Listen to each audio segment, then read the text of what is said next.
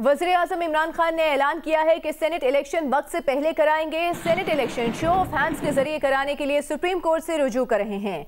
हुकूमत के लिए सेनेट इंतखाबात में हॉर्स ट्रेडिंग आसान होती है, लेकिन शफाफ इंतखाबात पर यकीन रखते हैं। पेशावर में मीडिया से गुफ्तगू करते हुए वज़ीर आज़म पाकिस्तान ने कहा कि डायलॉग की बात की तो अपोजिशन ने 34 अफवाद का एनआरओ मांग लिया। एनआरओ किसी सूरत नहीं देंगे। वज़ीर आज़म का कहना था कि हमारी हुकूमत को अपोजिशन से कोई खतरा नहीं।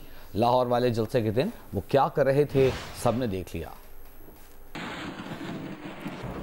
चेयरमैन पाकिस्तान पीपल्स पार्टी बिलावल भुट्टो जरदारी ने कहा है कि हुकूमत को घर भेजने के लिए सिंध हुकूमत की कुर्बानी भी देना पड़ी तो तैयार हैं। पूरे पाकिस्तान की यही आवाज है कि इमरान खान को जाना पड़ेगा।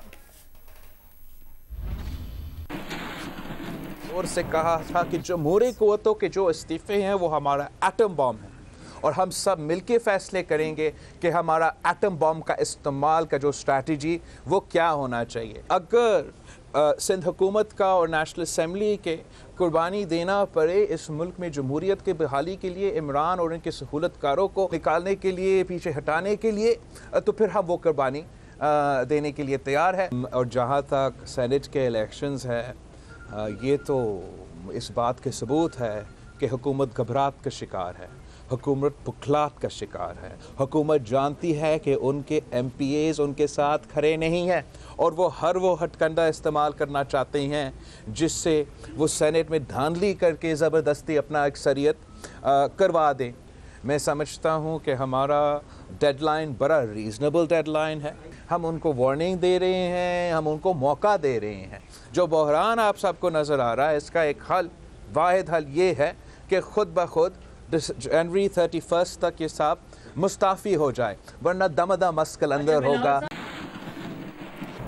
सरबरा PDM मौलाना फजल रहमान का कहना है कि हुकूमत ने ऐलान किया है कि सेनेट इलेक्शन फरवरी में कराएंगे। हुकूमत ने कहा है कि senate voting show off hands के जरिए होगी। आइन के तहत ये इख्तियार सिर्फ और सिर्फ इलेक्शन कमीशन का है। फजल रहमान ने कहा कि वज़ीर आज़म को किसने इख्तियार दिया कि सेनेट इलेक्शन का फैसला करें। इलेक्शन कमीशन को फौरी तौर पर नोटिस लेना चाहिए। मुतनासिब नुमाइंदगी के तहत ये इलेक्शन होता है। लगता है पूरी काबीना जाहिल है। कहते हैं PDM इस्तीफा नहीं देगी। बताएं, अगर PDM इस्तीफे नहीं देगी तो आप क्यों परेशान हैं?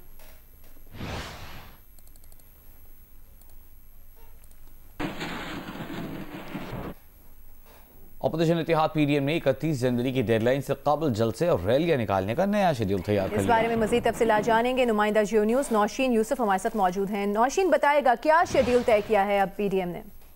को जो मुजव्वज़ शेड्यूल है उसके मुताबिक पहली रैली जो है वो 24 दिसंबर को भावलपुर में होगी, जबकि बेनज़ीर की बरसी के मौके पर 27 दिसंबर को लाड़काना में जलसा होगा, 29 दिसंबर को मर्दान और 2 जनवरी को सरगोदा में, 4 जनवरी को मालाकंड, 9 जनवरी को सियालकोट, 12 जनवरी बन्नू, 16 जनवरी थरपारकर, 19 जनवरी को फैसलाबाद, 23 जनवरी को खुलदान में रैली होगी, जबकि आखिरी रैली 26 जनवरी को योब में होगी।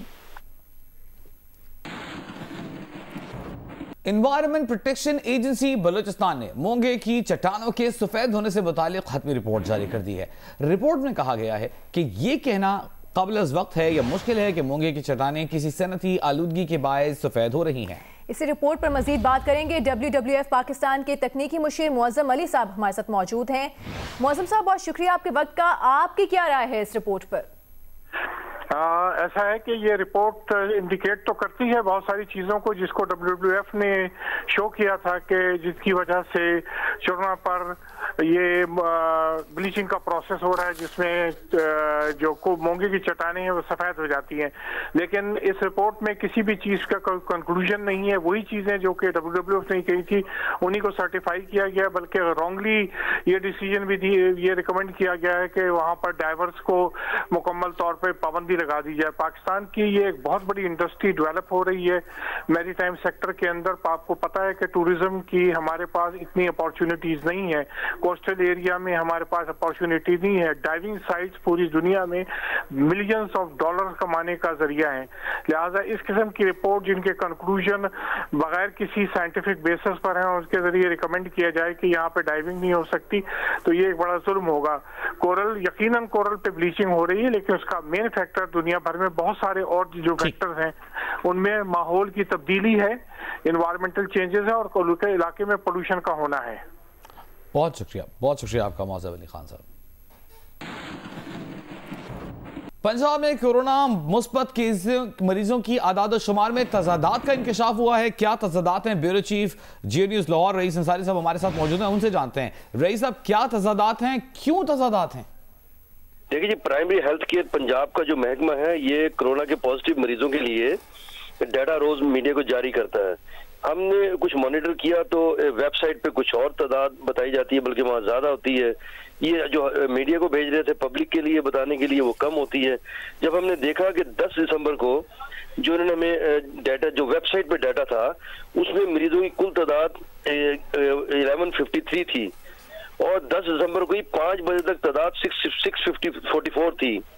लेकिन 10 दिसंबर को जो मीडिया को डाटा भेजा गया उसमें मरीजों की तादाद 446 बताई, आधी भी नहीं बताई गई।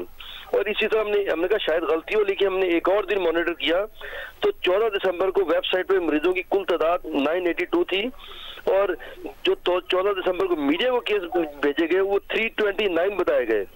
इस बारे में जब हमने राब्ता किया तर्जमान से, महकमा हेल्थ केयर से, तो उन्होंने कहा हम तो 24 घंटे का डाटा भेजते हैं और जो ये आप फर्क बता रहे हैं इस पर हम आपको मालूम करके बताएंगे।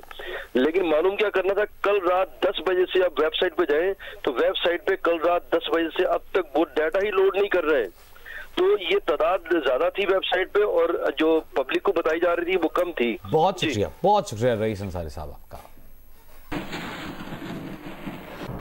मुल्क में सोने की फी तोला कीमत में 750 रुपए का इजाफा हुआ है, जिसके बाद फी तोला सोने की कीमत 1,11,750 रुपए हो गई है। मुल्क में 10 ग्राम सोने की कीमत 643 रुपए बढ़कर 95,808 रुपए हो गई।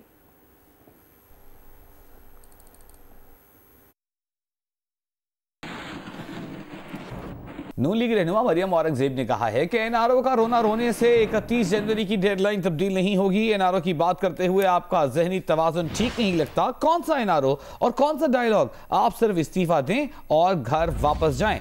डायलॉग नहीं, आप अपनी जाली हुकूमत के लिए एनआरओ मांग रहे हैं। मरियम औरंगजेब ने कहा कि चैलेंज है, आप अपनी मर्जी की तारीख, दिन और मकाम पर बड़ा नहीं, सिर्फ जलसा करके दिखाएं। इमरान साहब, जलसे से आप ना घबराते तो 100 से ज्यादा बयानात ना देते। लाहौर जलसे वाले दिन आप छुप छुप कर जलसा देख रहे थे, अवाम जानते हैं। उन्होंने कहा कि इमरान साहब एनआरओ का चूरन बेचने की बजाय 23 खुफिया अकाउंट्स का जवाब दें।